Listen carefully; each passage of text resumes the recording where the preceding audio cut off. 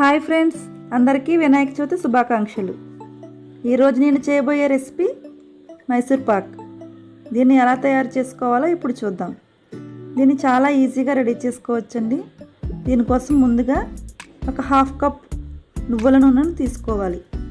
ఒక half cup నెయ్యిని తీసుకుని రెండింటిని కలిపి స్టవ్ పై పెట్టుకుని మంటను సిమ్లో ఉంచి మరిగించుకోవాలి. ఈ లోపుగా మనం పంచదార పాకాన్ని పట్టుకుందాం. దీన్ని మాత్రం ఇలా సిమ్లో మరిగిస్తూనే ఉంచుకోండి. ఇప్పుడు ఒక ప్యాన్లో 1 కప్పు పంచదారను వేసుకోవాలి. దీనిలో 1/4 కప్పు వాటర్ను వేసుకుని బాగా కరిగించుకోవాలి. ఇప్పుడు ఈ ప్యాన్ స్టవ్ పై పెట్టి లైట్గా తీగపాకం వచ్చే వరకు వెయిట్ చేద్దాం. ఇప్పుడు ఒకసారి చెక్ చేసుకుందామండి. ఇంకా పూర్తిగా రాలేదు కదా, ఇంకొంచెం సేపు ఉంచుకుందాం.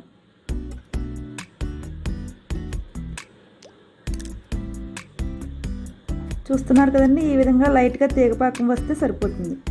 మరీ బాగా తిక్కుగా అయిపోకూడదండి, ఈ విధంగా సరిపోతుంది. ఇప్పుడు 1 కప్పు శనగపిండిని తీసుకుని ఈ సిరప్లో కొద్దిగా వేసుకుంటూ మిక్స్ చేసుకోవాలి. ఉండలు అనేవి లేకుండా అంతా బాగా మిక్స్ అయ్యేలా కలుపుకుంటూ వేసుకోండి. ఒకసారి శనగపిండిని దీనిలో వేసుకునే ముందు బాగా జల్లించుకుని ఉంచుకోండి. ఈ మైసూర్ పాక్ చాలా టేస్టీగా ఉంటుందండి. ఒకసారి మీరు కూడా తప్పకుండా ట్రై చేయండి. ఇలా తక్కువ క్వాంటిటీలో చేసుకుంటే చాలా ఈజీగా త్వరగా అయిపోతుంది.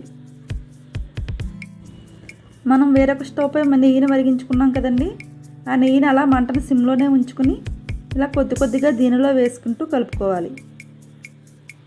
ఈ నెయ్యి అంతా బాగా మిక్స్ అయిన తర్వాత మళ్ళీ నెయ్యిని యాడ్ చేసుకోండి.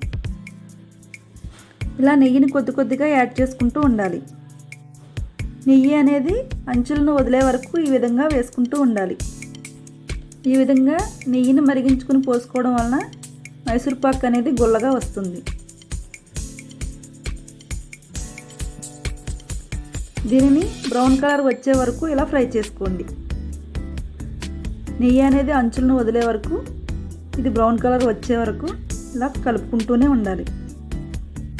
చూస్తున్నారు కదండి, నెయ్యి అనేది అంచులకు వదిలినట్టుగా వస్తుంది కదా. ఇక నెయ్యిని వేయనవసరం లేదు, దీన్ని ఇలా ఫ్రై చేసుకుంటే సరిపోతుంది. మనం తీసుకున్న నెయ్యిలో కొద్దిగా నెయ్యి మిగిలిందండి నాకు.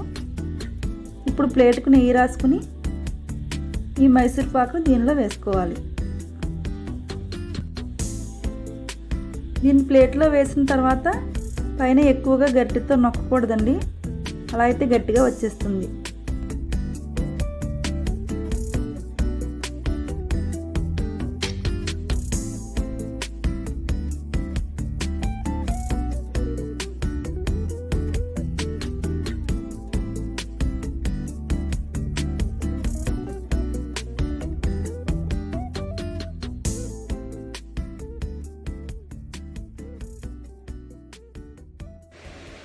ఇది కొంచెం గోరువెచ్చగా ఉండగానే చాకుతో మనం ఇలా కట్స్ చేసుకోవాలి. ఇది బాగా డ్రై అయిన తర్వాత ముక్కలుగా విరుగుతుంది. బాగా చల్లారిన తర్వాత అయితే ఇలా కట్ చేయడానికి కుదరదండి, అందుకని గోరువెచ్చగా ఉండగానే కట్ చేసుకోండి.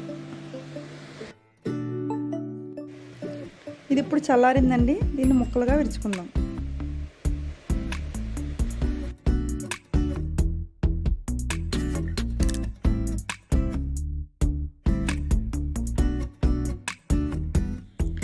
అంతేనండి, మైసూర్ పాక్ రెడీ అయ్యింది. ఇప్పుడు దీన్ని సర్వ్ చేసుకుందాం. చాలా ఈజీగా మైసూర్ పాక్ రెడీ అయ్యింది కదండి. ఈ వీడియో మీకు నచ్చితే లైక్ చేసి మీ ఫ్రెండ్స్కు రిలేటివ్స్కు షేర్ చేయండి. మా ఛానల్ను సబ్స్క్రైబ్ చేయడం మాత్రం మర్చిపోకండి. Thanks for watching. అందరికీ మరొకసారి వినాయక చవితి శుభాకాంక్షలు. నెక్స్ట్ వీడియోలో మళ్ళీ కలుద్దామండి. బాయ్.